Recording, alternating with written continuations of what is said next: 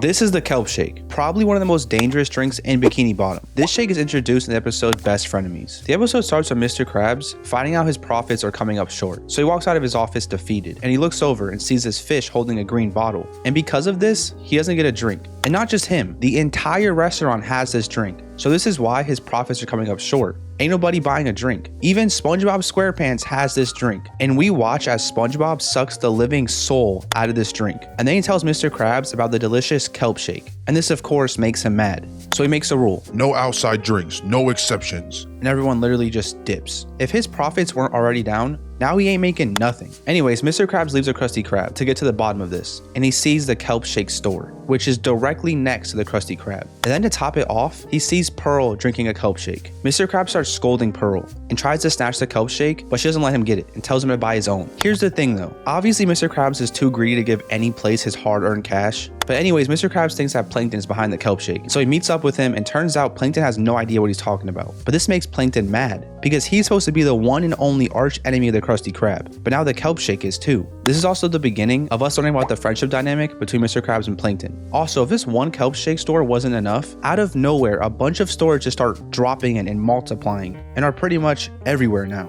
I feel like this scene looked the way it did so we could feel what Mr. Krabs felt seeing all the other stores. But if it wasn't, and these stores just literally started multiplying and dropping from the sky, there might be something weird going on. But I'll come back to this later. So then Mr. Krabs literally turns into Plankton and is now trying to get the secret formula of the Kelp Shake, which I think is actually so funny. Also, Plankton and Mr. Krabs are working together to take down the Kelp Shake. So Mr. Krabs enters the Kelp Shake building and awkwardly waits in line. And he sees the door to the kitchen. So he walks over to it normally. No, I'm joking. He starts just randomly sneezing everywhere, like full snot boogers everywhere. As weird as this is though, he did this so he could fling Plankton over to the door. But I don't know why they thought this would work, and Plankton just splats onto the door's window and gets sprayed with this bottle. So that plan obviously didn't work. So they come up with something new, and we cut to Mr. Krabs and Plankton in burglar clothes, about to sneak into the Kelp Shake. So Plankton's weird robot hand he made to open the door starts beating him up, and so Mr. Krabs gets out a crowbar and is trying to pry open the door, but him being an old crabby man gets some back pain. Ow! Ow! Plankton tells him to shut up because there's some security green sea snake which looks so terrifying.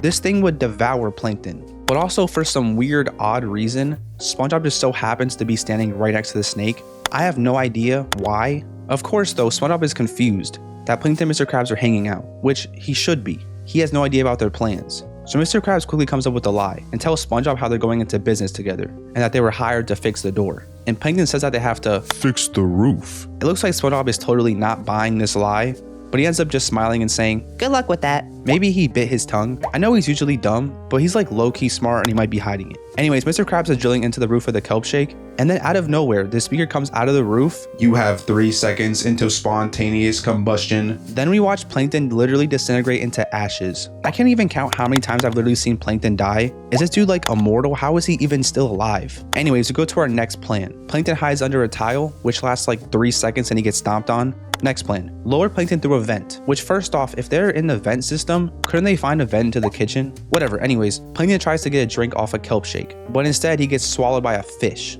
Next plan, put Plankton in a hose. He comes out the sink and gets flushed. So obviously every plan has not worked at all, so Plankton is quitting because he's the only one getting hurt. And for once I kinda agree with Plankton, but Mr. Krabs does not, and they start arguing until SpongeBob tells Mr. Krabs to just go buy a Kelp Shake. And we actually see Mr. Krabs get in line ready to buy a Kelp Shake. Some serious character growth right here. Greedy Mr. Krabs is about to give another business his hard-earned money. Who would have thought? So he asks for a Kelp Shake and starts bugging so hard when giving the dollar to the worker and won't let go until Plankton tells him to, and they finally successfully get a Kelp Shake. They head over to the Chum Bucket lab and scan the secret ingredient of the Kelp Shake, and the main ingredient is kelp juice, which they then realize they could literally start selling this stuff themselves.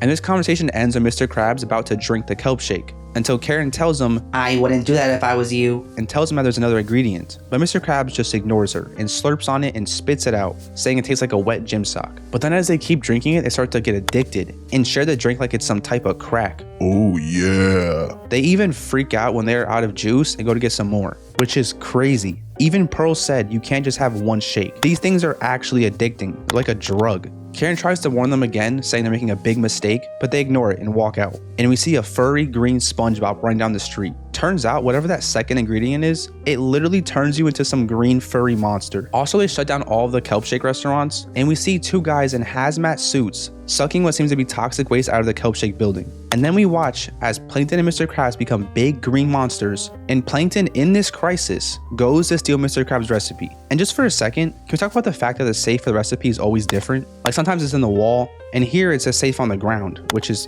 interesting. Anyways, Mr. Krabs opens up the safe and smiles as he tells Plankton he'll give him a 10-second head start. And Plankton says, It's good to be home. here's what I'm saying about their friendship dynamic. We kind of all see that the rivalry between Plankton and Mr. Krabs is very negative, but I kind of think it gives them purpose, and they thoroughly enjoy this charade they play. And we watch as they smile and laugh as Mr. Krabs chases Plankton, and the episode comes to an end. Before I talk about what I liked about this episode, I really want to overthink for a second. Now I'm going to reach really hard, but I want to go back to earlier, when the Kelp Shake buildings multiplied. Now we know that Mr. Krabs owns a Krusty Krab, and Plankton owns a Chum Bucket, and the rivalry consists of them fighting each other, but here we watch as they never fight the owner of the Kelp Shake.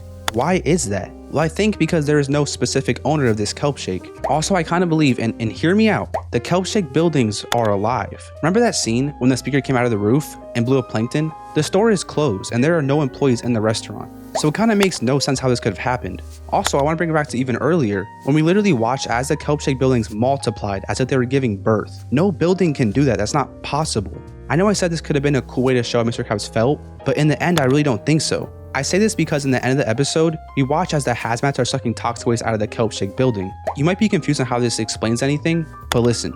If they were putting toxic waste into the drinks, they would have probably had buckets of toxic waste that then were scooped or blended. But they are sucking the toxic waste out of the building as if the building itself has toxic waste consumed into it. And it seems like they have to suck toxic waste out of it to quote unquote kill the building. Now obviously that is a reach. I'm not gonna lie and act like that's a solid theory. I just want to try my best to overthink something about this episode. The most obvious answer is these are just buildings. And they're sucking toxic waste out of the restaurant, but keeping distance. But that's just boring. Anyways, this episode was actually pretty good. I enjoyed watching it, and it's such an iconic episode. I think this episode, unlike most episodes, actually serves a purpose in the SpongeBob universe and gives lore on the characters. Most episodes are focused on SpongeBob and Patrick and don't focus on Mr. Krabs or Plankton on a real level. This episode really focused on them, and we saw a side of them we never have. Mr. Krabs and Plankton were actually a great team, and honestly for people who supposedly hate each other, they put aside their differences real quick and work together in the span of like minutes. This really showing they truthfully don't really hate each other, which is so crazy to know.